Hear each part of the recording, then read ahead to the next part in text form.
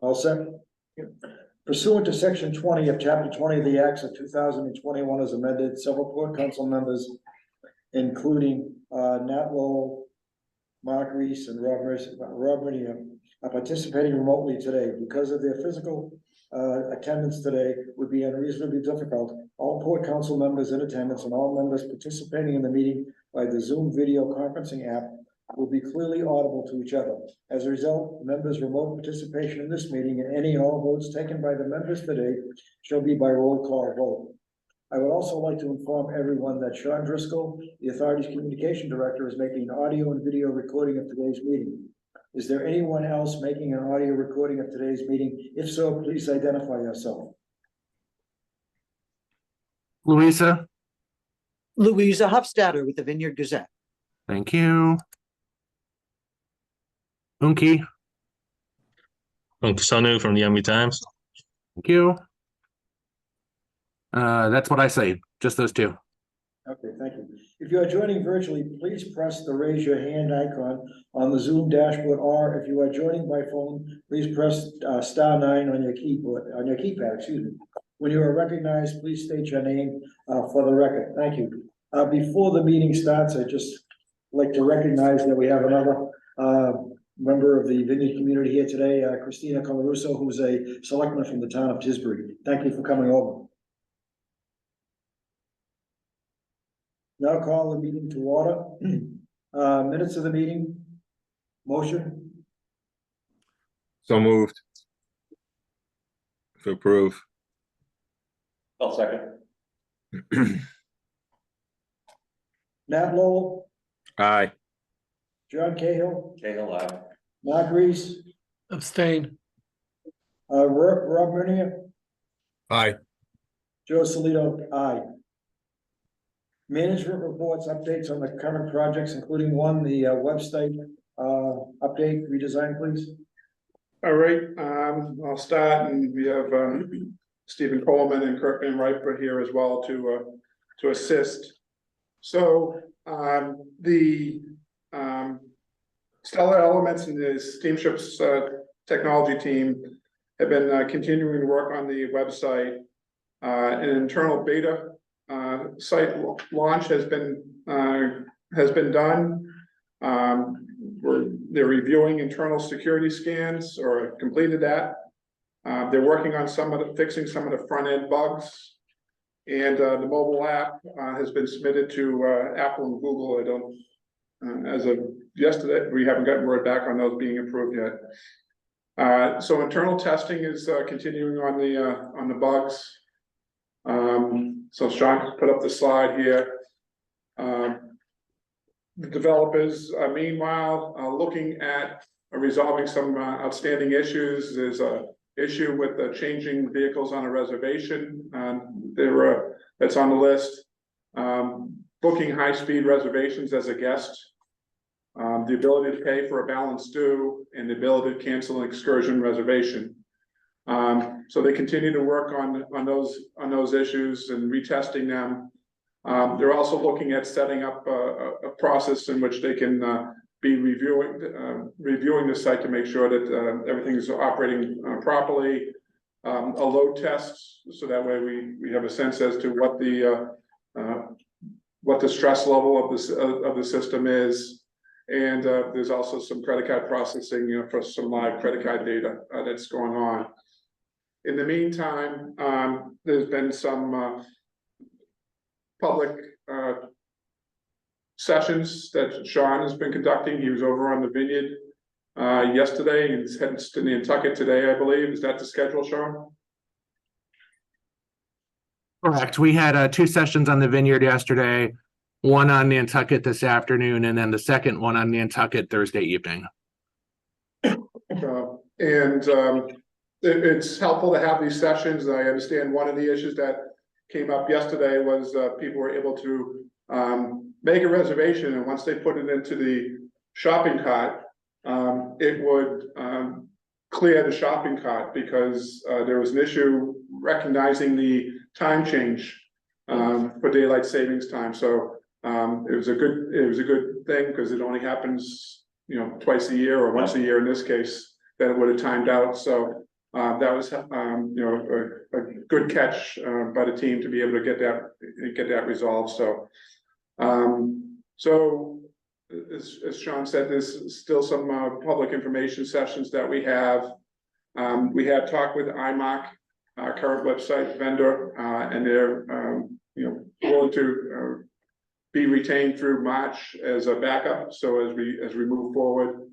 We're looking at the after Thanksgiving as the live rollout for our users, but again, if we have any issue, we have the IMOC site to fall back on, so.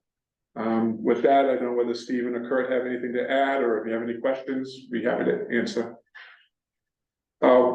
We did want to show a couple of screenshots of what we have, and the front is the top left is the first the homepage. There's a image of what the when you go into a reservation, and also a status update on the bottom. So, if anyone has any questions. Any questions? No. Thank you. So we remain at just about 96% of the budget has been, but there's been no change orders. Thank you. Next, the IT review. Okay, again, Stephen and Kurt, if they have anything. So you got the presentation in, Sean?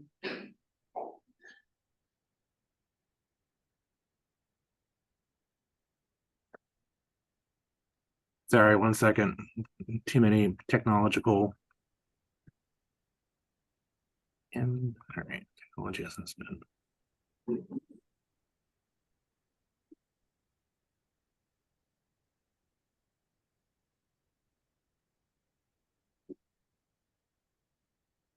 There we go. All right, so again, this was something that back in the spring was to provide a comprehensive assessment of our current systems and to develop a pathway for improvements in the implementation schedule. So next.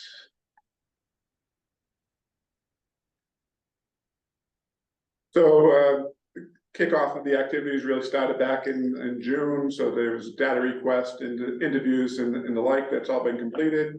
Next. In July, they started benchmarking us against other, other industries. To determine, they started having some, a survey was developed. They talked with Stellar Elements as well as what they're doing for the new website. Next. Then in August, they launched a survey. They had stakeholder interviews, visioning statement. Next. So right now they've been looking at options, what options we have, refining those in some working sessions, and assess what those options are. And also to start to determine what the costs will be for those various options. They've also, the big thing here has been reviewing cloud-based alternatives to our reservation system. And so right now they had gone through, they had identified a number of different reservation systems that are out there. We're scheduling some sessions with those providers on determining what their systems offer and what they don't, and we'll be doing that over the coming couple of weeks here. With the idea being is that as we move forward on this, that we'd be looking at a recommendation in terms of what path we feel is necessary. If we're going to be going out for a new system, this is helpful. These sessions will be helpful to start to determine the scope of work that we'd be looking for. What we need from a new reservation system if we end up going that route. What's the advantages of be able to have a criteria in which to evaluate any proposals at a future time. So, and next. So, the goal here is to end up coming up with a draft report here in December and a final report at the, in time for the January meetings. On what they, what a recommended path, will be. Some of this includes, again, the focus at this point right now has been on the reservation system, but it's also been identifying some of the other needs that we have internally in terms of security protocols and things like that we always have to stay on top of. So I think it's be a fairly comprehensive look at all that. So, and next. So it was the contract was 245,000. We spent 140,000. So about 57% of the budget has been done at this point. So with that, if I have any questions, Kurt or Stephen will be happy to answer. May I ask a couple? Yeah, go ahead. Sure. Can you guys get into who are the companies you're looking at that are the outside vendors for reservation systems? Yeah, so some of them, some of the companies, we got Rocket Res, we got Karis. I know whether they go by Book It or by Hogia, but they're another one. Trying to think, there's 8 or 9 of them on the list right now. Ferry Hawk, and so and there's going to be advantages and disadvantages to each one. In terms of do we end up being a small fish in a big pond, or are we a big fish in a small pond type thing in terms of driving development on for our needs. So the Hogia are they now part of someone else? They merged with another company. I think they go by Book It is the program that they use. I forget offhand what's the name of that. Okay. Because I looked for them the other day, a month ago, and I couldn't find them, so they probably just got sucked up by somebody. Yeah, they merged with someone, but they still, I think their website still functional refers to Hogia in some aspects. Okay. So, Well, are there other steamboat companies that use some of these vendors? That we could speak to say, how does it work? Are they good? Are they bad? yeah, so some of them, like for instance, Washington State, they only have reservations on one of their routes. That's the only, everything else is a first come, first serve. Because their vessels are so large that they don't have an issue. And then some of the other ones, they're smaller, and quite frankly, some of these systems that are out there are more geared towards passenger only service. So it's like an airline, a seat is a seat is a seat. Yeah. So to be able to find a company that can do both, and obviously, the biggest issue we have is on the vehicle side. We have a point of sale for passenger tickets. We have a mobile, the ability to buy tickets on a mobile app and scan it. And I mean, one of the things that we have right now for our mobile ticketing is NFC ability. So we're the only ferry operator in the US that has that NFC system. And what is it? It just the volume for other operators isn't there for them for those to be putting in place. So Could that be incorporated with something that somebody else might have? it's something that we'd want to maintain as part of our system. So We got in on this pilot program in proof of concept, and that's how we're able to do that, and working with one of the vendors. Any questions? Yes, Rob. Yeah, thanks. Interesting. As we've learned from the website project, once you go into implementation on these kind of things, they're tricky. I'm wondering how much in the report they're going to talk about things like implementation, like what the budget might be, the timeframes, because these are obviously pretty large undertakings once a decision is made. And I'm wondering if that's part of what they're going to be providing an assessment for. yeah, so that will be part of their assessment in terms of each strategy, what they see in terms of time, resources, estimated budgets, things of that nature. So that's all gonna be part of it, and there may be some interim steps that need to be taken to, before you get to C, you have to go through B as an option, so, these are all gonna be, mapped out and, hopefully come back with a path, to be able to go forward to improve our services to our customers as well as to, facilitate, keeping, our operations as efficient as possible. Do you sort of sense is this a 2-year project? Yeah, this is, and a lot of this is gonna end up being is the timing of it, because, obviously, we wanna have it, you're gonna have to, if we're switching systems, you're gonna wanna be doing it at a time that, is least disruptive, to, the system, so you're not gonna wanna be rolling it out in a, right before summer, type thing, so it'd probably be a late fall, winter, just the development of the RFP package and, the advertisements and evaluations and all that, that's gonna take, upwards of 6-7 months, to be able to do so. And then I think their Gibbous has been realistic. They anticipate that this would be a multi-year process in whichever route we go to do it. So Yeah, no, yeah. I think it's realism is important. I guess 2 words from me: project management. Yeah, and to be able to have as tight of a needs list at the beginning, so that way we have no surprises going forward. So, but a lot of it's going to be, regardless, is the resources that we have internally to be able to support any system. That's something that they're looking at as well. So, it's a tough labor market out there to be hiring, very competitive at the moment. So we'll have to see how that goes. Yeah, well, thanks. Important project. Thank you. Any other questions?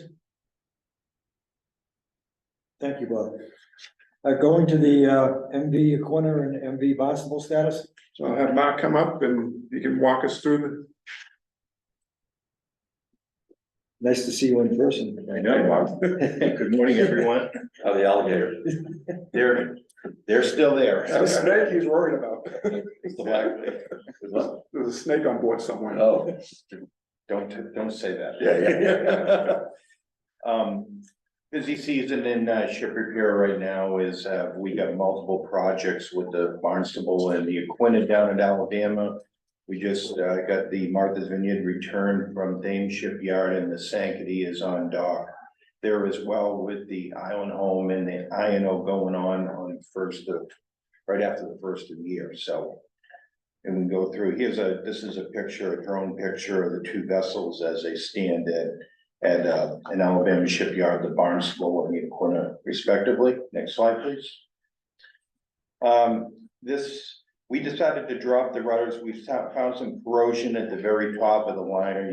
I know it's hard to see there, but you can see that rusted area there, go up to Steinling, and we're gonna disassemble them, and the rest of the rudder is in really good shape, just some minor maintenance on the rudders. Next slide. We took the rudders down and we found some corrosion on the leading edges, and we're gonna be building those up. This is normal maintenance and repair, and get the rudders coated before reinstallation. Next slide. So the project right now at 13.7 million per vessel. We have 280,734 in change orders total for Aquinnah, and 354,007 for the Barnstable. So the grand total for both projects were 28,045,457. And included in those change orders were last month when we presented to the board and the full council on the differences in the lengths, the cuts, and which the board did approve. But we anticipate that there'll be a credit, but the paperwork just hasn't been done for that yet. So So we're at a new part of the project is we're cutting the mid bodies, the 24-foot mid body out. We have on the Barnstable, the exterior ring cut at just north of Ford frame 44 is complete. And the current project status is we expect the cutting to be complete in 2 weeks. And then we'll be taking out the 24-foot mid body. And the anticipation is in 6 weeks, we're bringing the two back. We'll be bringing in the, if you remember when we brought the vessels out of the water, we had these self-propelled motor transports. We'll be then taking the bow area and bringing it back. So right now, I think we're, as long as they hold the schedule, I think we'll be in and get that done prior to New Year's. I think going into next year would be where we want to be in this project. When do we anticipate them coming online? After training and everything else? So, I think the schedule calls for, delivery of the vessels in April. We'd be bringing them up. Part of the training will be on that voyage up. And then, the training that, we do, with the other crews, on site. We look back to see in terms of like how much training we had provided for the Woods Hole, the Island Home and the INO. And typically it was about 7 to 10 days worth of training that we provided. So we'll be looking at something similar to that for these boats. So what, June, July? The goal is to have them at least the Barnstable up and operational in time for the summer season. And the Aquinnah will follow Barnstable by about 3 weeks. So the way that they're doing it from they lead with the Barnstable and then do the same work on the Aquinnah. So that's why you'll see that some of those change orders are a little bit more on the Barnstable because they're a little bit ahead of where the Aquinnah is. So. And the training on one boat would be the same as the training would be. Yeah, So that's the goal. We bring in the captains and the chiefs for the two respected vessels down after the first of the year to start commencing writing the operation manuals. And we have a lot of changes from the vessels as originally to where they're going to be, passenger H boats for us. Thank you. Any questions? Yeah. Good. Yeah, hi, what are the, hey, Mark, thanks for that. What are the plans for the vessels that are being replaced? Well, that's, we've, Bob, I think you might want. Yeah. Yeah. That's a pun. So the plan for right now is, just get to the point where we're comfortable with the anticipated delivery date. And at that point, we'd be coming back to the board with a recommendation to declare 1, 2, or 3 of them as being surplus and start to advertise, to see if there's a market, if there's anyone out there that is looking for a well-preserved asset. So but we won't be in that position until probably February, March, before we want to make that call. So Just a wild idea, but is there a model where one of those vessels could be part of a New Bedford to Martha's Vineyard freight solution?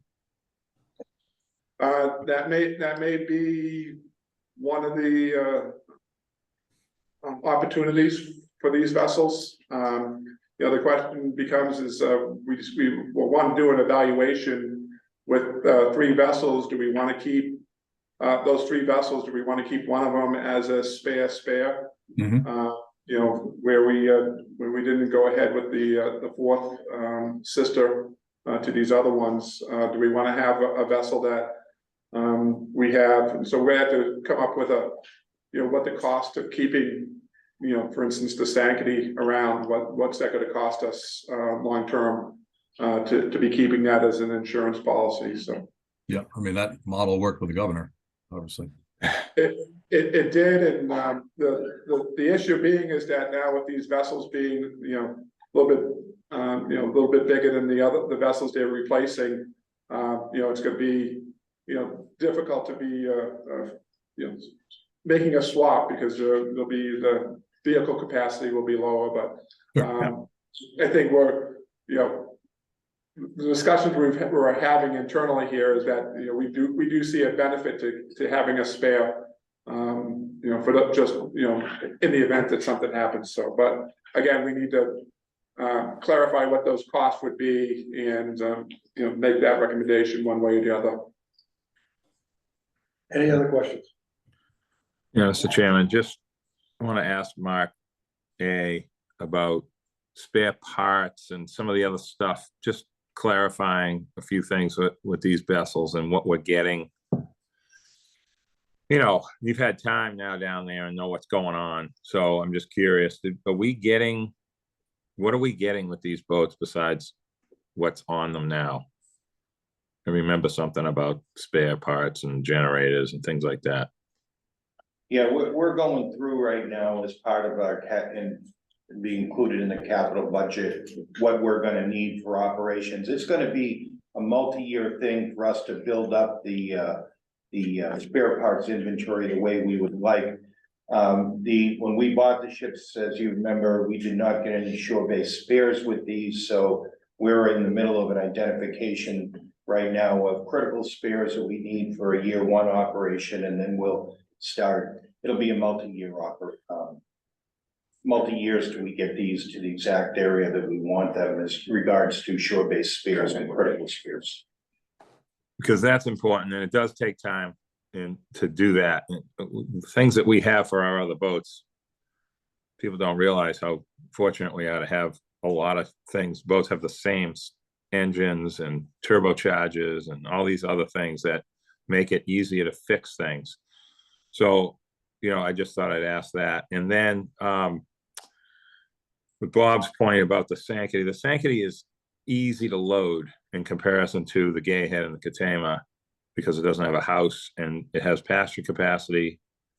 But yes, it is smaller and that does make a problem. But then when Rob brought up the governor's a drive-through and carries tons of cars. So it's a completely different, and plus the Vineyard's fallen in love with it. So that's another issue. So so we got that boat's going to be a whole nother conversation, Mr. Chairman. So, but thank you very much, Mark, for everything you've done with this and seeing this through, and hopefully everything comes out right for the spring. I'd just like to add that, we have a lot of, for instance, on the auxiliary generator part, we have the same engines on board the new OSVs, the Barnstable and Aquinnah, as we do the Island Home, same systems and steering systems as the Island Home. So we have some of our spares to be somewhat consolidated fleet-wise. Good. Any other questions from the board? Thank you. The Martha's Vineyard dry dock status, please. Sure.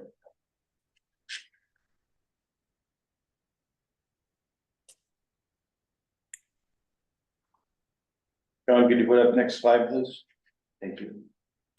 Okay, so the Martha's Vineyard is currently at Fairhaven maintenance. We're just getting it ready to go back into service on the 16th. But this is probably just a totalization of where we were at the end of the docking. So you'll see is this is the underwater area. She's all dressed up, ready to go back into the water. Next. Again, this is just kind of an example of some shaft work that we do, and this is kind of what we deal with. This is in the seal area of the cutlass bearing area of the shafts. You can see you get grooving in there, and we decided to remove the shafts, although the tolerances were fine, just to bring them back down, get them built up and machined. But we'll identify that next slide, please.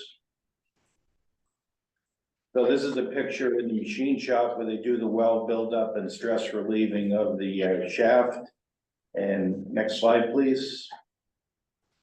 So at the end, we do the polishing, and you'll see the red in there. That's we do our non-destructive examination for cracks, etc.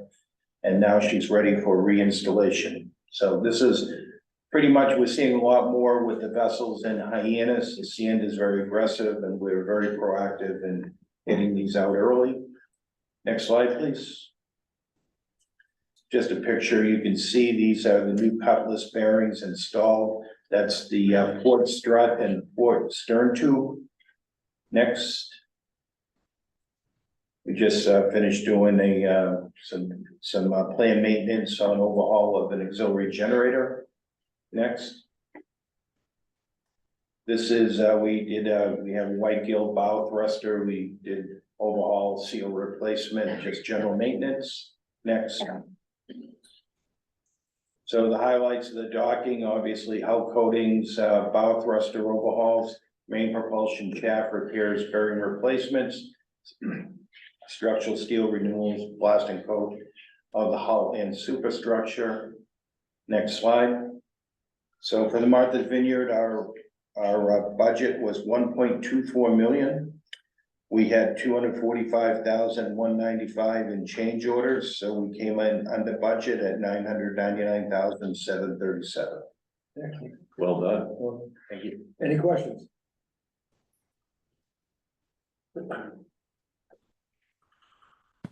Nat? Good stuff, Mark.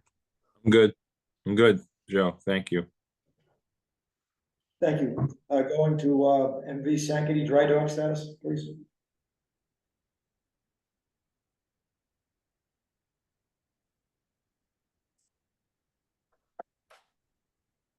Okay, we're in the early days of the docking and the Sankaty. She's in there. We've finished our structural steel review. And we found we don't have any exterior steel renewal on the underwater or the above waterline areas. Next. Again, we're getting real aggressive on shaft removals. We've sent 2 of the shafts down for evaluation and repairs down to New Jersey. As you can see here, we're doing a lot of underwater coating areas. You either do one or two things, coatings, you do steel, and it's preferential to do the coatings. Next. Just a different view of the stern area of the Sankaty. So at this point, everything's blasted and the first coat of anti-corrosive 300V has been installed. Next. So the dry dock highlights so far are hull coatings, main propulsion shaft repairs and bearing replacements on both shafts, structural steel renewals, which is very minor, and blasting coat of hull and superstructure. So the final for the total right now, we're at our contract was 754,000. We don't have any change orders or at this moment for a total of 732,000. Any questions?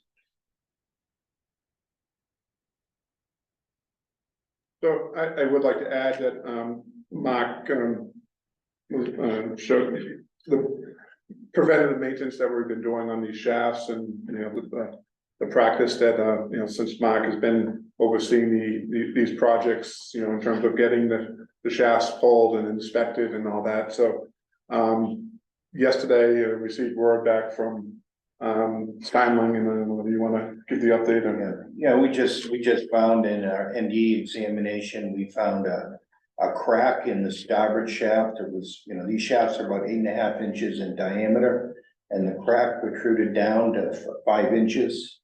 So we were probably at a point sometime of failure on it, but I'd just like to point out it's collectively a company thing of, preventive maintenance and due diligence and doing all shaft work. That shaft would have come apart at some point in the very near future. So we've got a spare shaft from Shore-Based Spares, which is in transit down to New Jersey, and we'll swap that out and move forward. Mr. Chairman, can I just ask Mark another question about Yeah, this? Mark, is this place in New Jersey a new place that we're using now, or is this a place that we've been using for a long time?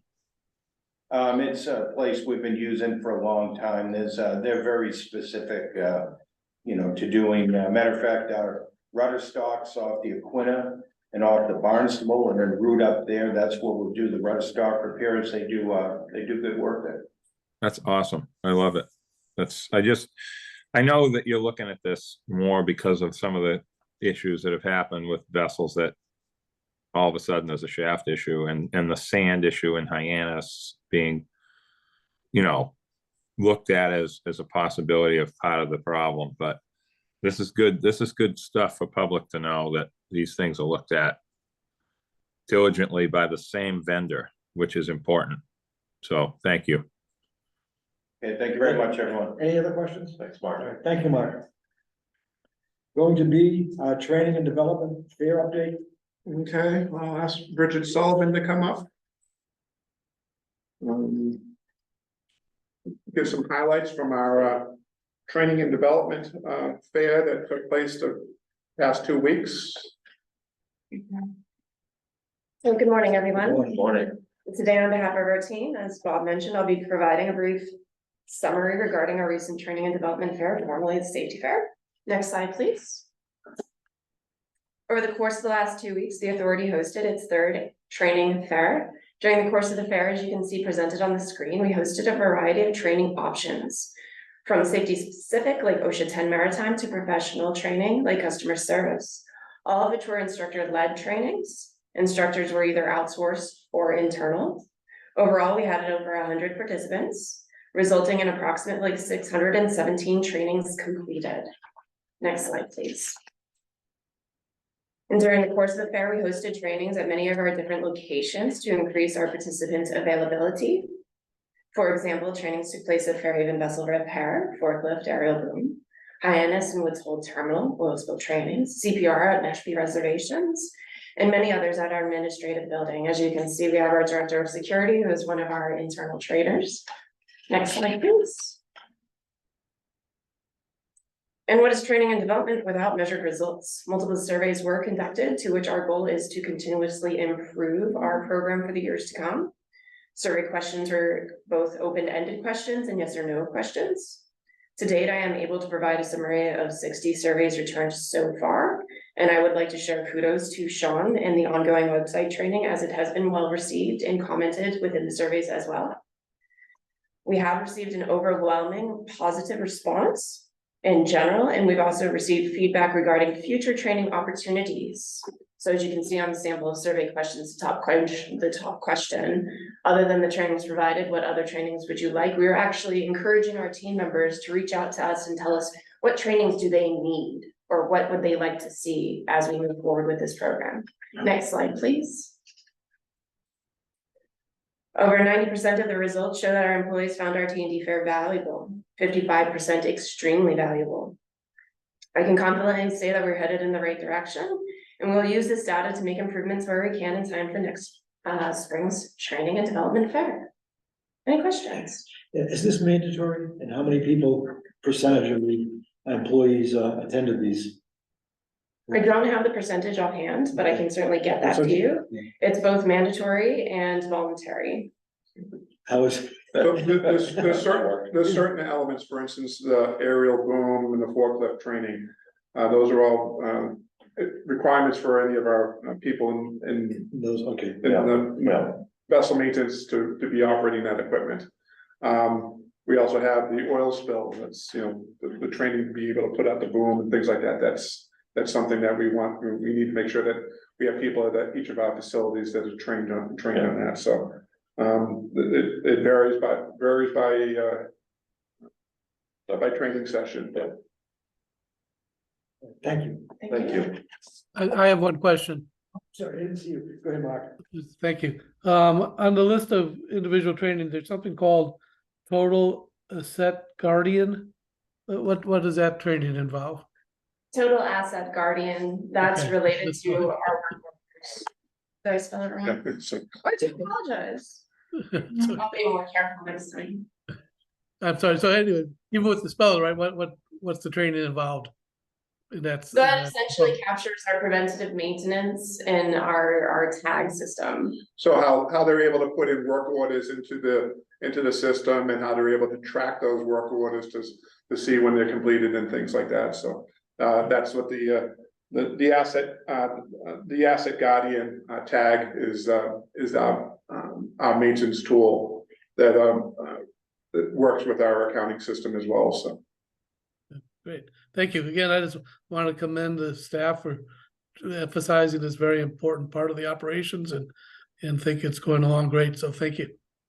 Thank you. Any other questions? Well, and I'd like to point out that, so this is the training and development fair, but, starting this week, we have, a number of, ordinary seamen that are, in training classes right now, to get the qualifications, for their, AB ticket as well. So this is ongoing. We're trying to take advantage of this time of year to get people into training and to, build up our training program. Thank you. Great. Going to number C, trip diversions and cancellations. All right. So at last month's meeting, Chairman Solito had requested a report on trip diversions, so yeah, you got it.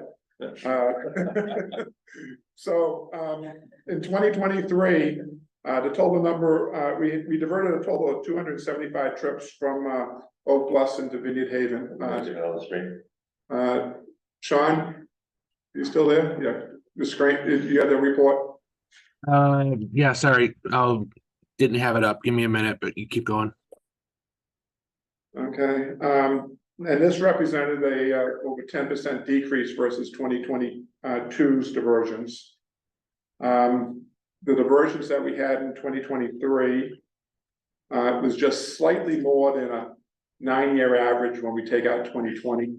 It's below when we include 2020, but we had issues with the dock in 2020, so that's why more trips were diverted. Let's see. Wait for him to get caught up here. Hey, Bob, can you just, what's the exact definition of diverted? Where the trip runs, but instead of it going into instead of it going into Oak Bluffs, it goes to Vineyard Haven instead.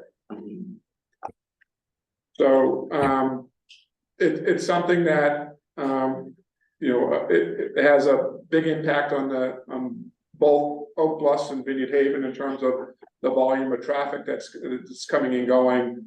It also has a big impact on our customers in terms of which terminal that they report to for their trips. So so this shows again, this shows that the trips that ended up being diverted, 275 through the season. I think we had 307 the prior year and 290 the prior year. So it's gone down over the last couple of years. You'll see in 2016 we only had 156 trips, but I think those other ones are close to 300 in 2015 and 14 as well. So it's something. In the next slide, I think. So it shows this shows the volume of trips that we have, and this is through October of each year. So, excuse me, it's the annual amounts, but for 2023, it includes the budgeted trips for November and December. So we're running essentially the same number of trips this year as we did last year. We had fewer trips being diverted, and when you start going back and looking at the number of trips, even with the diversions in 2023 and 2022, we're actually running more trips into Oak Bluffs than we did in 2014, 15, and 16. So the schedule calls for more trips to be run into Oak Bluffs than it previously did. So obviously we understand the impact that it has, on our riders in terms of where they're going to be going, but we need to make sure that we're operating that facility in a safe manner. And if the tides or the winds aren't cooperating, we need to divert. And I think if you go to the next slide, we started looking at it on a per month basis as well. And you'll see obviously in September is the peak month that we generally end up having diversions. And a lot of that is storm related, whether it's we're hitting the peak period of hurricane season or storms that come up the coasts. And so while we may not be a direct impact, those seas tend to be hundreds of miles ahead of it too, so the swells and things like that, so. So just want to be able to provide that data in terms of not only on an annual basis and by trip, by vessel, but also on a monthly basis. Interesting. So we're talking about trips and cancellations, and I'm probably gonna get to what happened last Wednesday and Thursday, since we're talking about cancellations. Just because I had a family member that waited for about 3.5 hours to get on the boat. But one of the questions I have is, like with the Nantucket, one of the rollers went on the door. Yeah. How does that go up the chain of command? In other words, an able-bodied seaman reports that to the engineer to the captain to the port, port captains, Yeah. to you. How does that get to the general public? Because one of the problems that was my wife had, that nobody had any information to tell her what was happening. And they were sitting there for a long period of time not knowing. Is there any way that we can get that communication to the public? Yeah. Because I think that's important. The same with diversions in Oak Bluffs, trying to tell people that the boat is not coming into Oak Bluffs. What's the chain of command going up? Yeah, so again, in terms of that, you had it right that, whoever was on deck would be reporting that to the engineer and the captain on board the vessel. They then notify the port engineers and the port captains on those situations, and that gets disseminated between some of the maintenance crews and things like that. In terms of the customers, that information goes from from the vessel to the dock. And obviously we need to continue to try to have a better process to be able to get, have that word be Is there any way that disseminated. it goes to you and it goes to Allison and then Allison Yeah. to the person that's handing out the ticket? One of the things I was thinking about, and it just comes to mind, we have a communication system when they're driving down, you see something put on an FM station. I know that during the pandemic, the church that I go to, they'd have people in the parking lot during mass, they could listen to it, and they had a dedicated FM station. Yeah. Is there any way that we could have an FM station, so we know I'm driving down, coming down the road, and I either hear Allison or somebody from the office say, this boat has been diverted, we're gonna try to get people on the next boat, so they know driving down, either if they're on the Vineyard going to the boat, or they're from Boston coming down to the boat, they'll know what's happening. Yeah, I so, mean, I think it's a simple thing to do. Yeah. I don't know, I should say so. well, we have an AM station, not an Okay, FM station. either one. 1610, Yeah. there's a version that operates for this route. As you cross over the bridge, there's a sign that indicates that. Yeah, I know. And there's also one on the Hyannis route.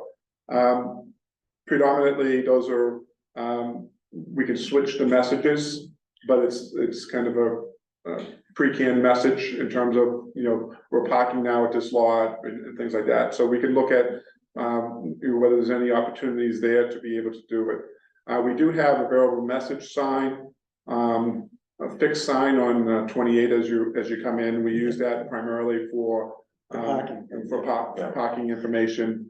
And there have been times, I believe, that we put up when there's a storm and we're closed, that we put up trips canceled messages. We have a little bit more flexibility in what that message can be on that sign. Can you just put messages on, Yeah, I mean, remotely? it's a little bit, it's not cumbersome, but basically the parking lot has access to that program, so I would have to see what the availability is to have more than one So, person with the ability to put things on it. The only reason I know from my own experience at the courthouse is that for jury duty, I could put it on anytime that I wanted to. And I just pick up the phone, I change the message, Right, and if you could change it every 15 to 20 minutes, I know it may be a pain in the neck, but for the traveling public, no, absolutely, it's yeah, important. I don't know if that's something we could look into. because I mean, right now, I know we have dock workers going up and down the lines talking on the cars, but sometimes you miss people. Yeah.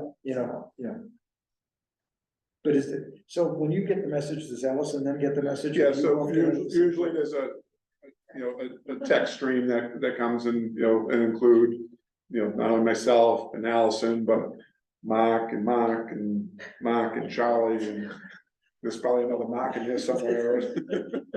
I know, because we do get the phone calls. I got phone calls on Thursday again when our island home wasn't on. Because a couple of people had medical appointments and they were kind of nervous about getting. Yeah, so that particular day, one of the things that we were doing is that we had a scheduled maintenance on the island home to try to look at the engines and the performance on the engines for that. And then we had the roller on the stern door of the Nantucket. And then because the door was not operational, you had to back the cars on or off the boat, which caused delays, and they ended up being behind. We were ultimately able to get the door secured in enough position so that way we can, where it's the stern door, the Coast Guard allowed us to continue to operate it with the door in the open position. So Those of us that are a little older remember backing on the road with nonsense. Yeah. So, any questions for the board on this? No. Thank you. Reservation timeline. Okay.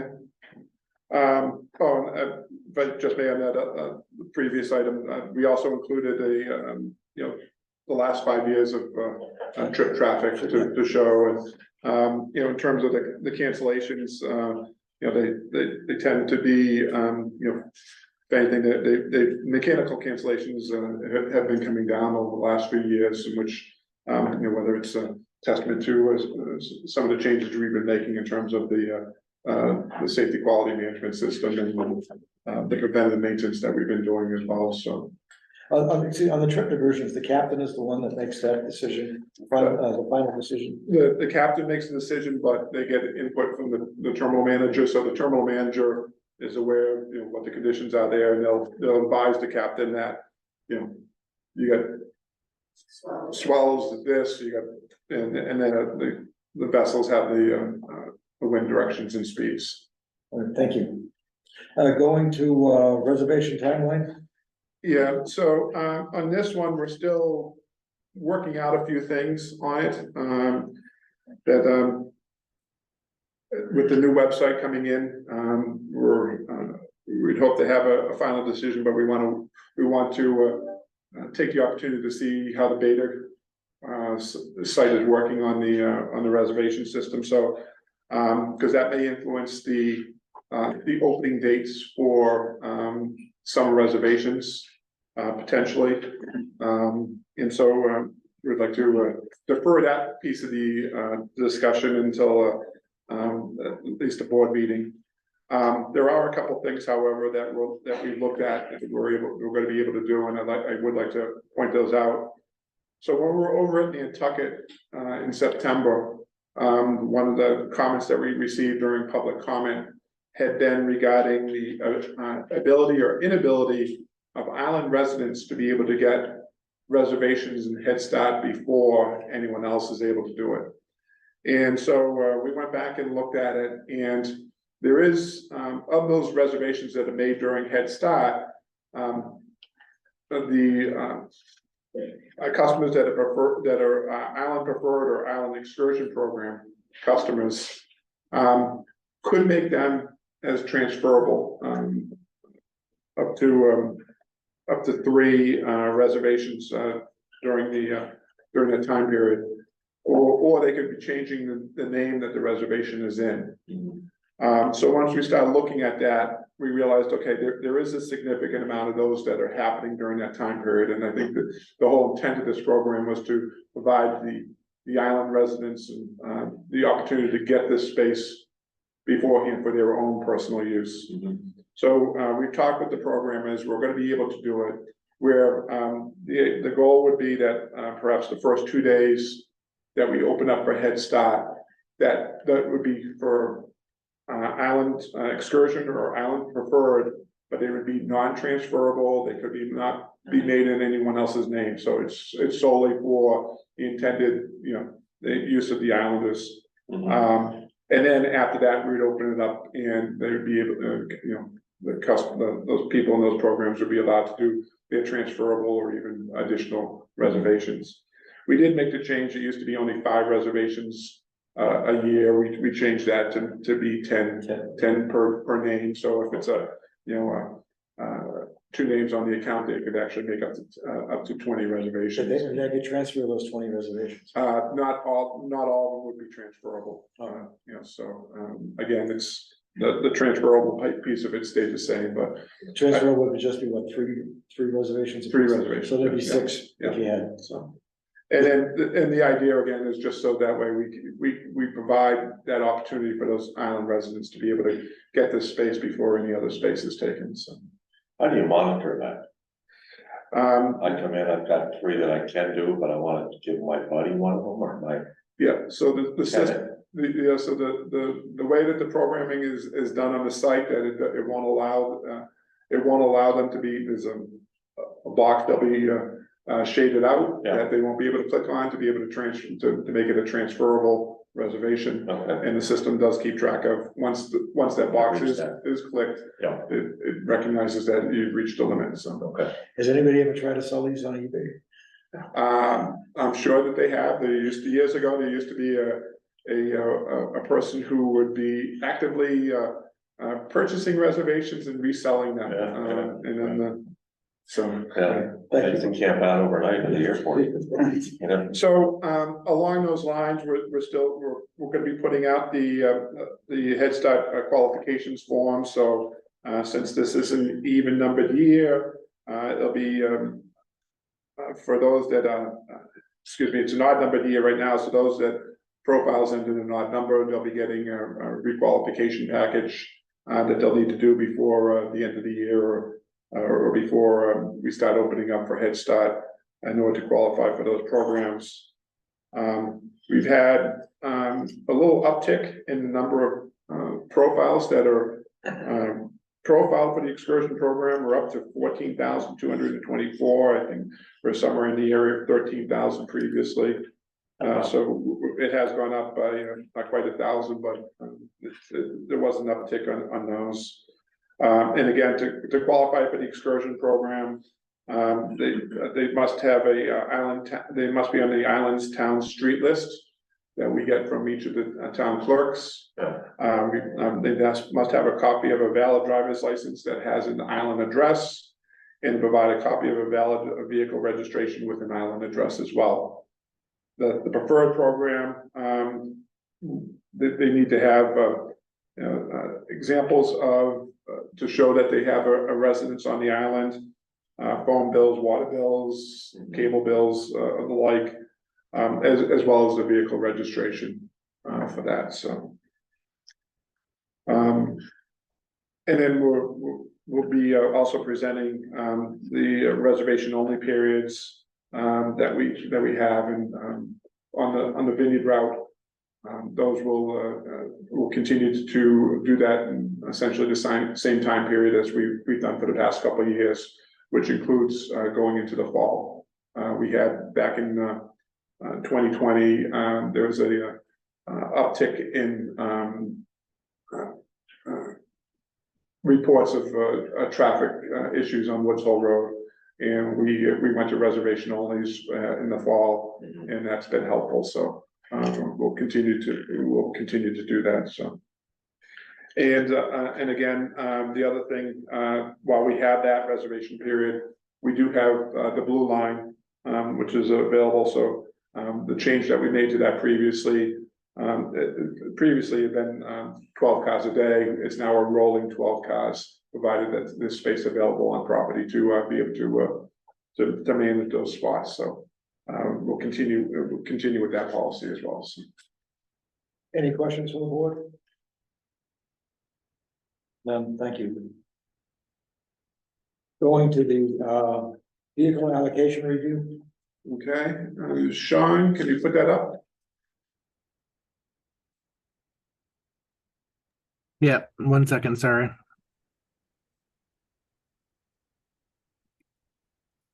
So this is something that had been brought up at last month's meeting regarding the reality perception about the allocations. So we'd already been looking at this and doing a deep dive on some of the data that we have, and so Mark and his team in accounting, spent a lot of time on pulling some of this data together. So Next. So just as some background information, on the Vineyard route, these are the vessels that, typically have been operating during the summertime. And what a standard allocation is, and then CEU is car equivalent units, so, a 3-space truck is 3 car equivalent units, and type thing, so. And then the number of trips that we run, weekday. So you'll see in the summertime, we have approximately 1,400 spaces available on the, each direction on, to and from the Vineyard. On the weekend, it's a little over 1,300 spaces. So next.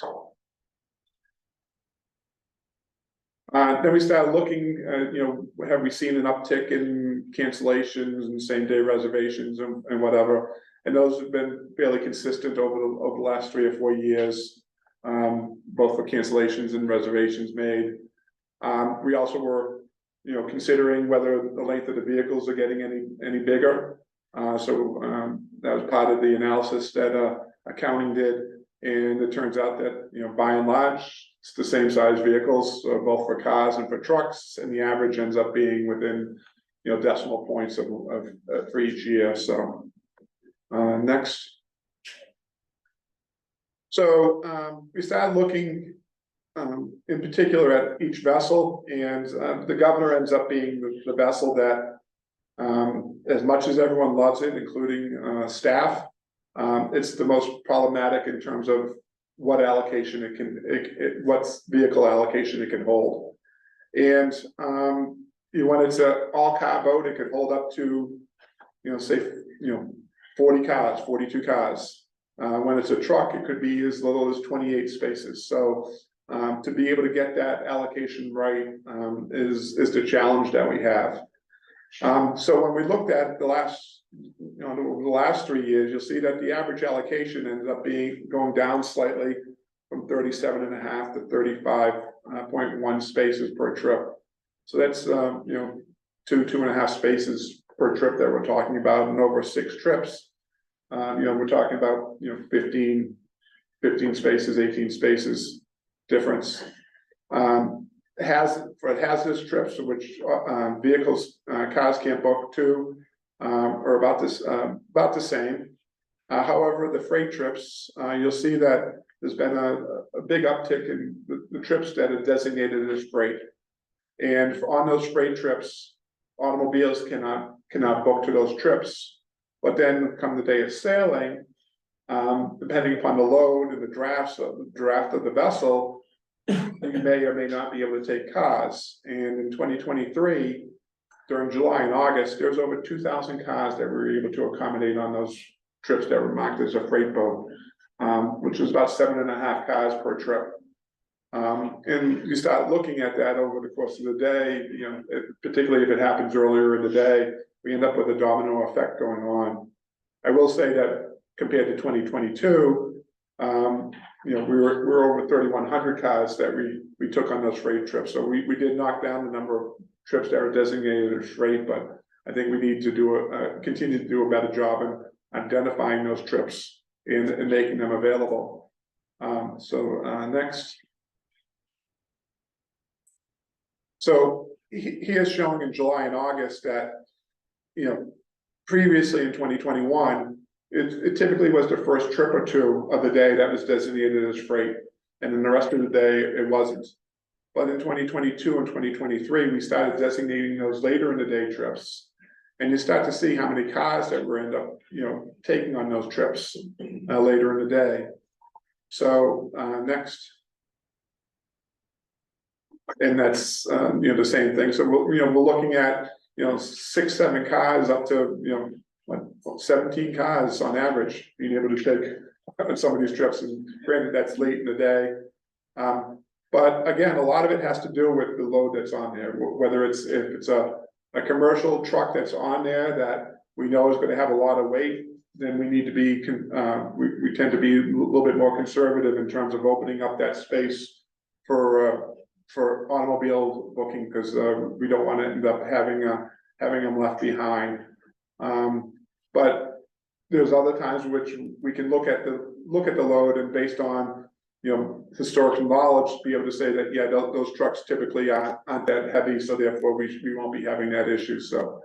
Next. So I think what we're looking at is following when we do the bulks for the season, we need to be going back and looking at what trucks ended up getting on the governor in particular, and whether that freight designation still should apply, or whether it should be opened up for customers, and to be making that adjustment not only after the bulk process, but also as we go forward during the year. And at those trips that are designated as freight, what we need to be doing is we need to be looking at this on a 10-day rolling basis every day to determine whether, based on the load that's on there now, is this something that we can open up for automobiles to be able to book to it or not. So, and these, when they're freight, they don't show up on the website. So it's a trip that doesn't show, it's not even available for a customer to select. So by able to open it up and on a 10-day basis, it gives the people that want to pre-plan an opportunity to do so. So in addition to doing that, next, we want to be looking at developing what a set of protocols are going to be for when we take that designation off. So that way, and then have those protocols, not only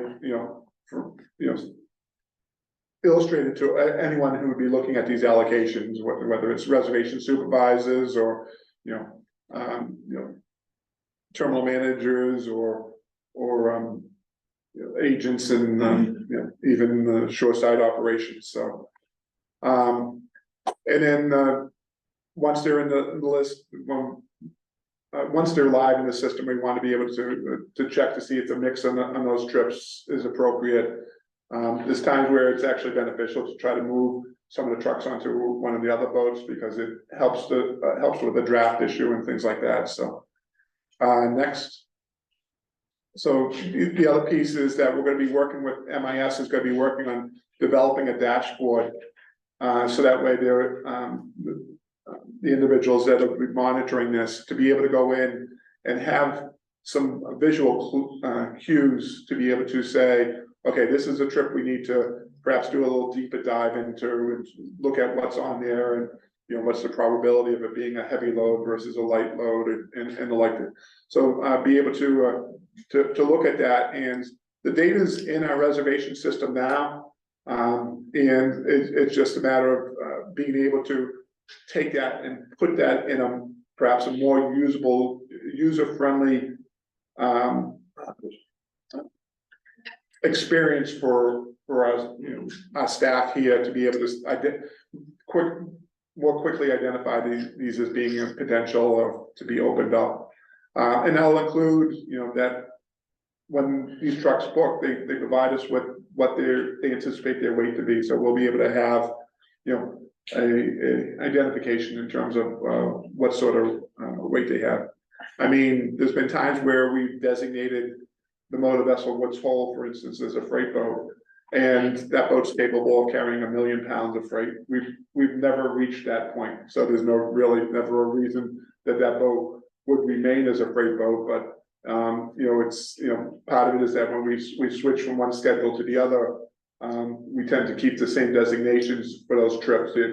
It's the trip, it's not necessarily the vessel, but we need to look at it on a vessel level as well to say, okay, because it's this boat, then that is going to be an issue, or it's not going to be an issue. So those are the things that we're looking to do to be addressing the underutilization and availability of those spaces. And we do recognize that as we go forward, the importance of making that space available as soon as possible for our customers, particularly those that move pre-plane. So that's what we're going for. Any questions from the board? Thank you. And great, thank you for putting this together. Just for the general public, I just want to mention this was a result of questions that were coming from the island of Martha's Vineyard about the perception of empty spaces. Or there was boats that were the vehicles, the boats were not full. So I have a couple questions. Your presentation, which was really helpful, focusing on the governor, how does that relate to some of the other votes? The governor is, the most challenging, shall I say, because of, as I said, it can have a draft, it could be reaching a point where there's a draft issue or a stability issue with only 28 spaces on it based on the trucks. So if they're heavy trucks, they're carrying, stone or bark mulch or municipal waste or whatever. Versus, the island home doesn't have that issue, the Martha's Vineyard doesn't have that issue. We also have the same issue with some of the freight boats, for instance, the Sankaty, where depending upon the load, sometimes when we put the allocations in for that boat, sometimes it's better if there's 5 trucks that want to book for it, sometimes it's better to try to move that 5th truck over to the island home than it is to keep it on there, because by having that, it ends up creating that draft issue that we have. So what does that mean, that it goes? It goes too deep in the water. So once it goes once it hits a certain draft point on the vessel, it limits the number of passengers that can go on board. And so once we limit the passengers, we typically can't take the cars because we'll end up being over the passenger capacity. So they don't have to keep the weight evenly on both sides of the. Right, so like, Didn't the old boats have, wasn't there a boat that had a? they still do, the governor still has that. It yes. still has that, And they have it in the wheelhouse, they have it in the wheelhouse, the wheelhouse of the vessels have Yeah, them. but I want, yeah. So, now the issue with the, we're looking at this to be going away with the Aquinnah, Barnstable and Monomoy. Because these are gonna be, those are gonna be H boats, so we don't anticipate, based on the loads of what they're gonna be able to carry, us getting to the point where we hit any draft restrictions on those vessels. But it is something we need to continue to deal with on the vessels that we have right now. And as I said, the variance on the governor can be so much more dramatic than any of the other vessels. And, and part of it is that, it's running into Vineyard Haven because it draws too much to be able to go into Oak Bluffs.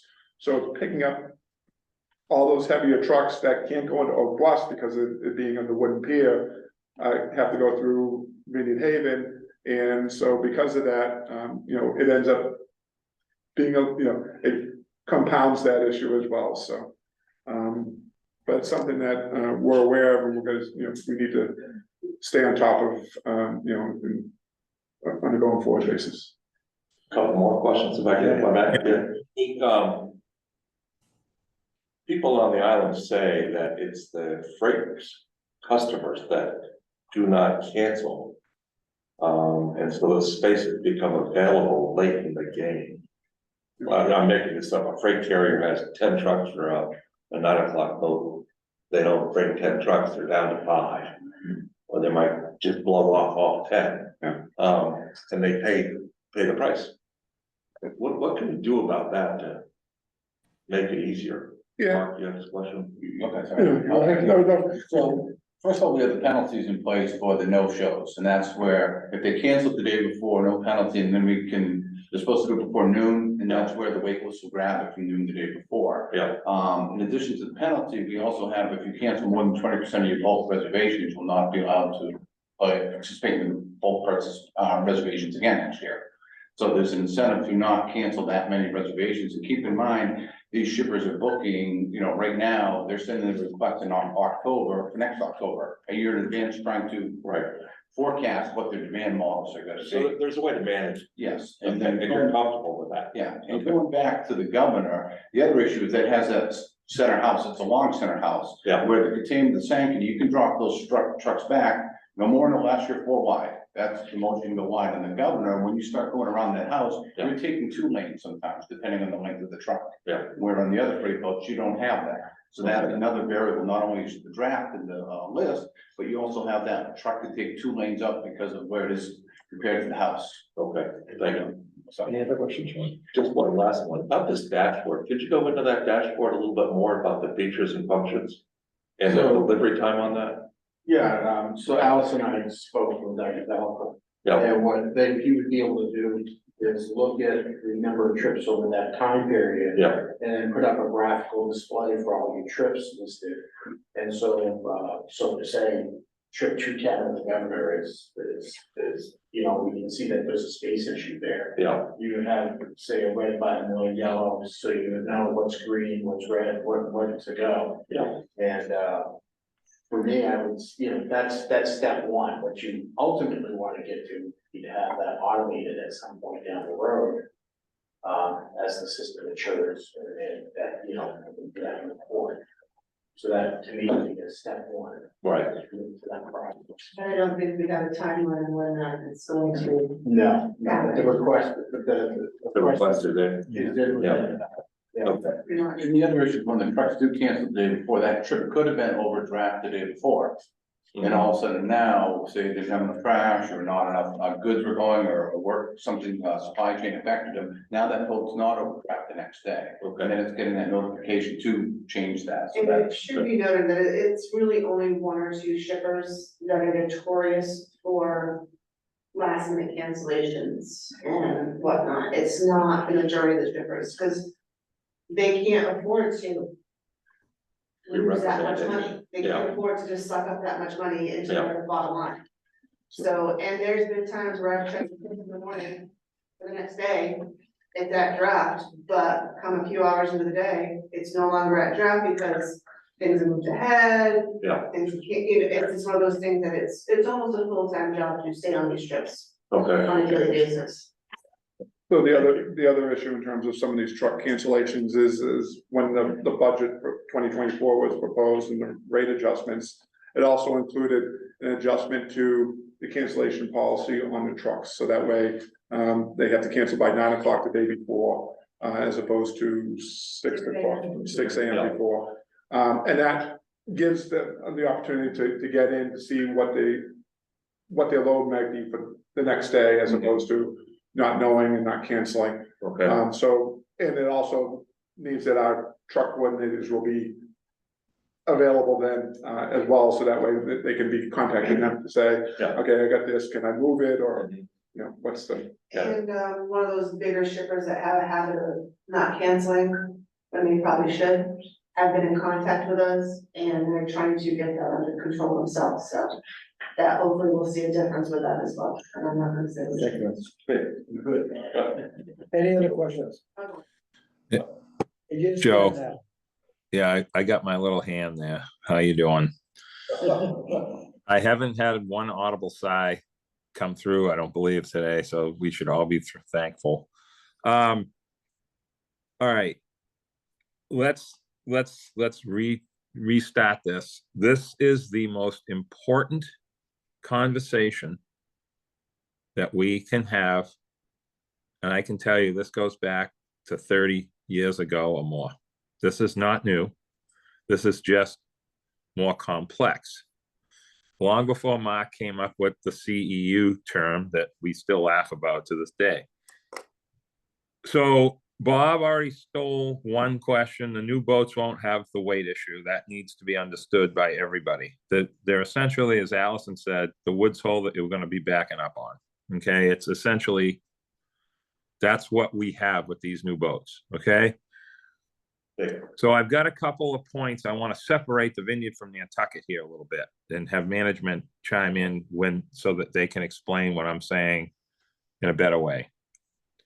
We have standbys, so gaps in the system, whether they're natural space, there's always space for something. There's always going to be 3 or 4 car spaces regardless, which is what we need for emergencies, medical, ambulances, funeral home. I mean, I can name more, but that's the stuff that happens. But we can just leave our car and the car gets put on the next boat. The Vineyard doesn't have that, okay? So when there's space on the Vineyard trips, it's worse optically because there are people that could have technically booked those spaces in let's just say, for argument's sake, I'm not saying that the demand for that trip is always going to be there. That's the other part that management hasn't mentioned. There are trips that just aren't going to be full, no matter what. Okay. So I want to talk about what would happen if we had overbooking, because that's one of the things that has come up in the past with these conversations that I've had with you guys before. I don't even know when, 90s, in the early 2000s, we've talked about this. We don't want to overbook and have someone with a reservation that can't fit. However, that may be a better problem than having a football field on the boat. Okay? So that's something I think you guys should look at, is the potential overbooking scenario on each route. On our route, it's a different issue. Somebody could be left there, give a free passenger ticket on the fast ferry or whatever. But on your route, you've got a zillion trips. It's probably not that big of a deal if it's overbooked 1 or 2 cars on occasion. The second thing is same day reservations. So what Bob just talked about the truck canceling stuff is really important, but at the same time, same day booking needs to be looked at so that on your route, John and Joe, same day booking is almost like standby compared to us. Okay. The other thing, and this is something Allison, myself, and Bob and Mark have looked at and talked about for a long time, is the T3 issue. The T3 issue, you guys, I know you don't know what I'm talking about, but it's a 20-foot truck difference. All the other ones are 10 feet. I think we're going to have to look at T3. That's a very common size, but you can have a T3 35 feet or 54 feet 11 inches. So that's an issue, and as well as the T2 needs to be tweaked a little bit. Now, the opportunity that we have, and I'm going to bring back something else that Bob said earlier, is, and we just have to be patient here. I mean, it's hard to fix things, okay? People think it's easy. It's not, okay? When we have these new boats for a year, it's going to be a completely different operation because they're all the same. You're not going to have all these shifting around. Bob mentioned that earlier about the Sankaty. When you guys have a breakdown with the Island Home, I don't even know what to say, what a mess that is over there, because it holds so much, and then all of a sudden you're using teaspoons for a few days. It's completely different. We have different problems similar. When the Eagle goes out, we have the Woods Hole come in to offset the car equivalent spaces on the water for that day, but you guys have a different system over there. You're an airplane that's booking with seats. We don't really have that here. So I think I'm really happy that this conversation has made it back to the forefront. Unfortunately, it comes with a lot of negativity towards the steamship and different things, which is unfortunate. But this conversation is vital, and it will, by having these new vessels coming in, it's going to give us a better snapshot at fixing it, because they're going to carry the same amount. It's not going to be, well, what boat's on this schedule? Oh, we have to allocate this way. It's going to help us allocate more cars on certain trips and more trucks on other trips. So I'm really happy about that. But I'd like you guys to, explain what I said in a simple way. I know you can. I'm just trying to plug in a few things that aren't mentioned about, especially the T3 issue. Thank you, Joe, for letting me have that. Anytime, Nat. Thank you, Nat. Thank you, Nat. So, well, in terms of that speak, what he's referring to is that, because they have the standby, we have the driver services on the Nantucket route. Right. The residents are able to leave their cars, or some of the shippers leave their trucks and we drive them on. So we're always on that route. We're able to maximize every load as much, provide, if there's vehicles there, that we're maximizing the load. The issue that we have on the Vineyard run is different, because we don't have the real estate to be able to stay, to manage that. We don't have the personnel to be able to, drive them on and off. The volume of trips that we have, we're talking in the summertime, there's 9 trips a day on the Nantucket route, and there's 31 trips down here, so the volume is a lot different, so. So that's what we started with. The issue about the T3 is it's something that we're very cognizant of, that as we look at these bookings, you could have a shipper that has a 40-foot box truck, and that's booking the same amount of space as a tractor trailer that's 54 feet 11 inches long. Right. And when that shows up, that 15 feet, well, chances are we're gonna be able to fill a car in the space. Even though the cars are a little bit longer than that, but there's always an opportunity to try to do it. So it's to come up with the right balance of what those are, and it is something that the staff has talked about, whether we're able to, whether it's under the current system or on a new system, to be able to create more distinct space requirements, so we have a better understanding as to what end up being the load. And that's why right now, when you look at the allocation, you may say, okay, well, there's four space booked on this truck, on this boat. But when you look at it, they could be all 40-foot long trucks. And so now all of a sudden that's four additional spaces that we're able to accommodate on the day of sailing. So that's why, as I said, sometimes it takes a little deeper dive into this. And as we look at this in the dashboard, hopefully the dashboard also includes the overall vehicle length, so that way we get a sense as to what the combined lengths of all the vehicles are. So. Any other questions from the board? Thank you. I'll go to the treasurer's report. Morning, everyone.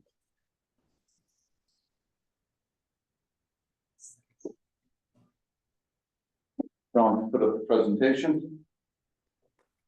Yep, sorry, 1 second.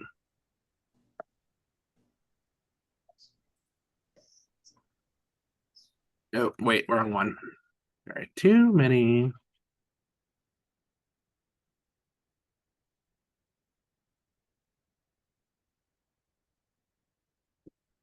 There we go. Apologies. Well, it's okay. We're gonna do the business summary for the month of September. So for the month of September, we saw all categories of passengers down, not surprised based on the weather we experienced in the month of September. Looking at all the other carriers, they were down with the exception of one that was flat, but they were down compared to the rest of the year. The Vineyard was down 6.1%. The Nantucket route combined was down 14.5%. And total passengers for both routes are combined down 8%, or 25,561 passengers. Bringing the year to date of us being down 0.2%, or 3,925 passengers for both routes combined. But Yes. September, why do you think it was down?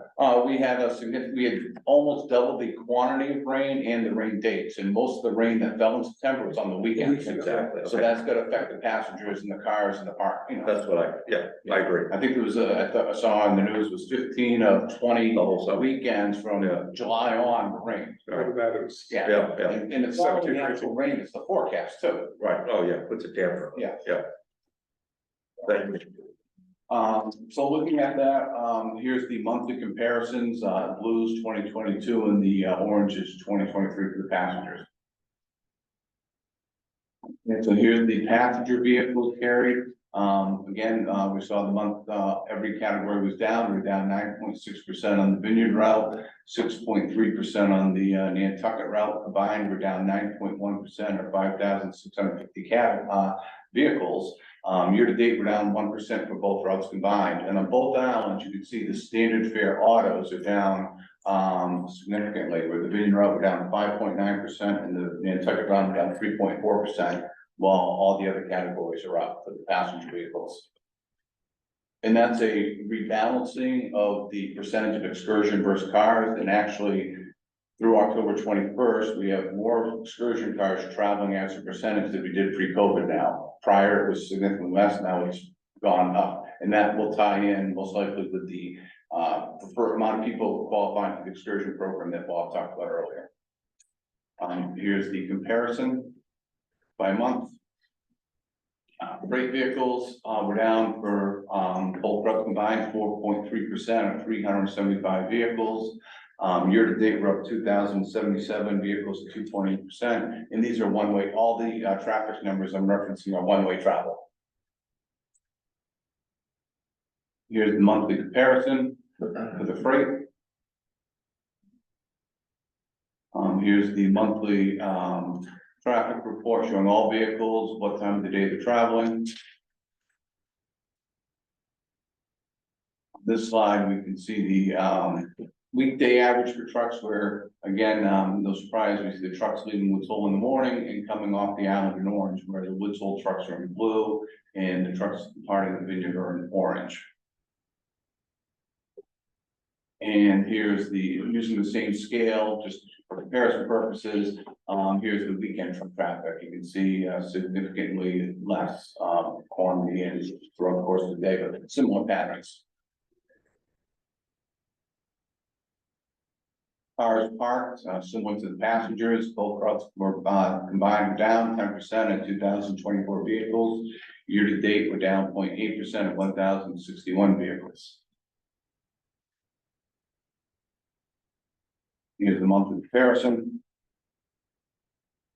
Trip summary, on the Vineyard route for the month of September, we had 8 trips canceled for mechanical, 16 for weather, 40 for traffic demand, where we just didn't need to operate the trip that we put up on the schedule, and 11 for crewing purposes. On the Nantucket route for the month of September, we had 10 trips canceled for mechanical, 53 for weather, none for traffic, and 14 for crewing. Year to date, that brings us to 115 trips canceled for mechanical on both routes combined, 185 for weather, 202 for traffic, and 287 for crewing. In purple underneath each category, that's the year-to-date percentage total for each of those subcategories of cancellations. So, and the bottom line of the slide is the 2022 year-to-date total. So the mechanicals are pretty much on pace to where we were last year for both routes combined. A little lower on the weather cancellations, and obviously in the crewing, we didn't have that issue last year. When did we add the column crew? This year. That's what I meant. Okay. So, because we haven't needed it in the past. Yeah. And before we were combining it, in with traffic, and I forget who was the person who asked, one of the members asked me to separate it out, so we're doing it this year. Yeah. And hopefully we won't have it next year. Right. And do you think it's getting better if you look at the timeline? The crewing is because we have less trips operating. Right, okay. So, Thank so for instance, on the Nantucket route, which is the majority of these crewing, Yeah. that was we had double crewed it all summer long as opposed to triple crewing it. Okay. So every day, it was missing, 2 trips, a round trip, so, that was, after Labor Day, we were able to triple crew that boat until the middle of October. And then, it's back to a double crew, because, we're conversations with Highline, and they were able to have that later trip, so we didn't have to run. How does that affect the bottom line? I mean, that's a lot of passengers that are carrying.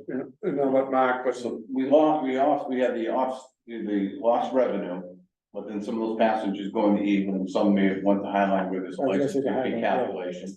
But then as an offset, we'd have crewing costs, benefit costs, and fuel costs.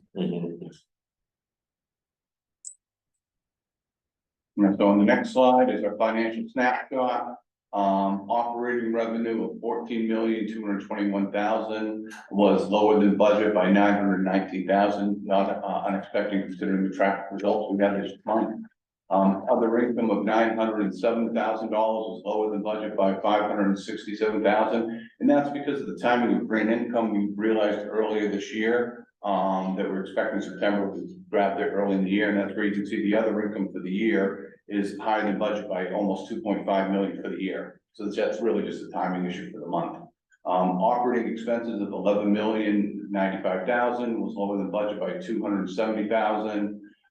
We have other income deductions, up 108,000. Putting it together, we have a net operating income of 3,672,000, which is lower than budget by $1.3 million this month.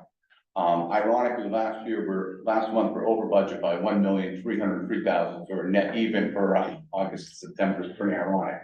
But net operating income for the year, we're at 22,128,000, which is then higher than budget by 7.6 million.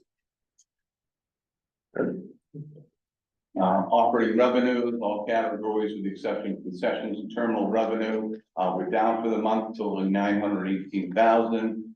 Year to date, our operating revenue as a result is down 686,000 compared to budget, 0.6%.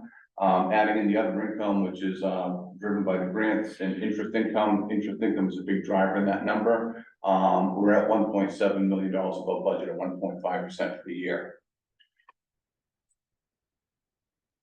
Here's a breakdown by month, month of September and year to date of where operating revenue comes from. Operating expenses for the month were down 270,000 versus budget.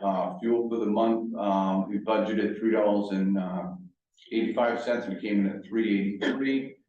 We had savings of about $16,000. Year to date on the fuel cost, which you can see in vessel operations, we're down $1.7 million. We budgeted at $395 and it came, so far it's coming in at $337. We didn't see as much of a realization in September because we saw that oil price per barrel was up over $90 and now it's come back down. So with that, our operating expenses are down $5.1 million, 5.2% for the year compared to budget. And on the next slide, we'll give the monthly breakdown and year to date for where our operating expenses come from. So this is for the first 3 weeks in October. Total passengers are up 4,183 passengers, 2.2% combined for both routes. And that does put us barely to the positive of 258 vehicles compared to the year before. Passengers compared to the year before. So basically flat. Mark, can I interrupt you? Sure. For a second? That you forgot to mention the 730 trip number again, just so people understand that when they see the big minus. Yeah, on so that, the best ferry number that it's 30 not really a fair number to look at that this year. Yeah, so to Nat's point, as we mentioned earlier about that crewing with the fifth trip in the IANO, and I don't have the number off the top of my head. There's a significant portion of that 32,000 passengers that Nantucket Fast Ferry year to date because of the crewing. Right. And here's the all vehicles combined for both routes. So on the Vineyard route, we're down 2.1% or 766 vehicles. On the Nantucket route, we're down 3.2% or 263 vehicles. And again, it's the regular standard fare automobiles offsetting the other categories. And with that, I'd be happy to answer any questions anyone has. Any questions from the board? Good presentation. Thank you. I see no questions, thank you. We're gonna go into any old and new business. The only thing I have, which would be under new, is just a reminder that on Saturday is Veterans Day, so the authority for a policy that was adopted 2 years ago will be offering free passenger transport for any veterans. So they just go into the ticket office and they'll be given a ticket to travel on the boat for the day. So. Any other old and new business? Just a couple of things that I want to report. I received a letter from Bud Roth, the Port Council member from Hyannis, and he's asked not to be reappointed. I know he's not here with us today, but I'd like to thank him for his service for the past 2 years. Do you want any comment, Nat? Whoa. I don't have one, but that's terrible about that. Well, from the letter that he sent, I guess he has a lot of activities going on. He just felt that he wasn't giving this the due diligence that he should. And he's asked that somebody else be appointed as of the 1st of January. He's an experienced, solid voice over there, though. He was very, very helpful. Will be missed. Will be missed. The other thing I would like to bring up is that John and I met with the two Finance Committee Chairman from Oak Bluffs and from Tisbury, with Mark Holcomb, who is the aide to Senator Sear, about the embarkation fees. And we met for about an hour talking about them. And it's Bill 1781, and it's it's still in committee, and it's probably not going to get reported out maybe until the end of the summer. And if it gets in the budget, it's probably going to be in the budget for the state, which means it wouldn't go into effect if it is in the budget until next fiscal year. One of the things we would like to do, and this is what I would like to ask the port council from each one of the towns, is if you can contact the chairperson of your finance committee, and maybe we could have a joint meeting, Zooming, maybe sometime in January or February. I know we don't have anybody here from from Hyannis on here now, but Nat, would you be willing to do that?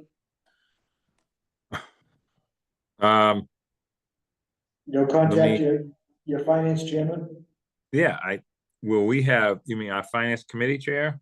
Yeah, your finance committee chair, yeah. Yep, I know her, I got her in my phone. Okay, and, and Mark, we would welcome you, also just to be in on that if you would like. I appreciate the invitation, but this pretty much doesn't affect Fairhaven, but thank you anyways. Okay. Yeah, we have Rob too, is that? Oh, excuse me, Rob, you're on there too, I apologize. I would, can I just, so I don't mean to interrupt you, Rob. No, go Just ahead. following up with Joe. Yeah. The finance director for the town is like, the Mark Rosum of Nantucket. He knows what's going on with every little detail. So what I'll do is I'll reach out to both Denise and him on this, okay? Because there could be, sometimes it's better to have the person that's directly working for the town, something like this. Okay. Okay. Fine. The more the merrier. And Rob? Yeah, it would just be, I think, helpful to articulate exactly the goals and the question we want to get answered. We'll be in touch, maybe probably, we're gonna meet again in January, maybe sometime in February might be a good time to do this.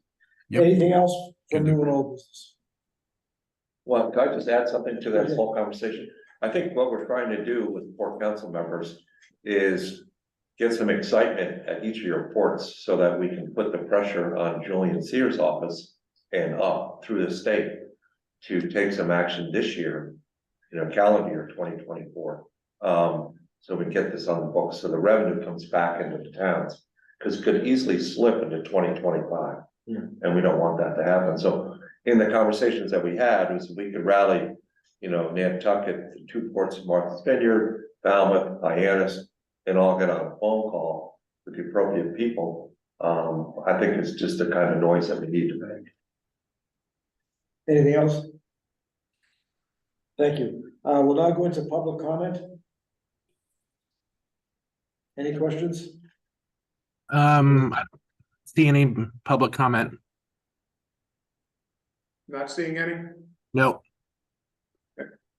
With that, I will take a motion to adjourn. So moved. Second. Second. Nat Roll, Aye. John Cahill, Cahill, aye. Mark Reese, Aye. Rob Vernier, Aye. Bill Salito, aye. Thank you all for coming. Thank you. Cheers. Thank you, a nice everyone. day, Thank you, everybody. staff.